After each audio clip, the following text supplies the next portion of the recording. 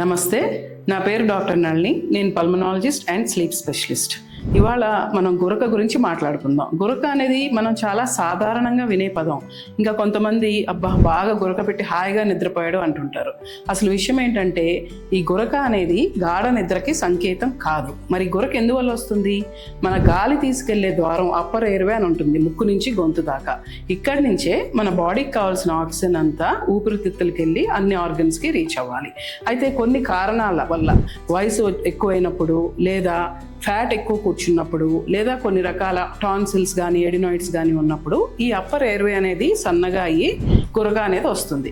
ఒక్కొక్కసారి ఈ ఎయిర్వే అనేది కంప్లీట్గా క్లోజ్ అయిపోతుంది. అప్పుడు మధ్య మధ్యలో బ్రీదింగ్ ఆగిపోతుంది. దీనినే అబ్స్ట్రక్టివ్ స్లీప్ యాప్నియా అంటాం.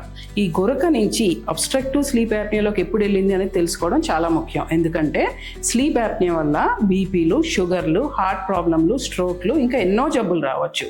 సో ఒకవేళ మీరు కానీ మీ కుటుంబ సభ్యులు కానీ గట్టిగా గురక పెడుతున్నా, పక్కన పడుకున్న వాళ్ళు నిద్రలో బాగా బ్రీదింగ్ ఆగుతున్నట్టు అనిపించినా, వాళ్ళకి పగటి పూట అతి నిద్ర కానీ అలసట కానీ ఉన్నా, లేదా గురకతో పాటు బీపీ, షుగరు లాంటి జబ్బులున్నా కూడా మీరు సంప్రదించి ఏమవుతుంది, స్లీప్ యాప్నియా ఉందా లేదా, ఇది ఒట్టి గురక కాదు అని తెలుసుకోవడం చాలా ముఖ్యం.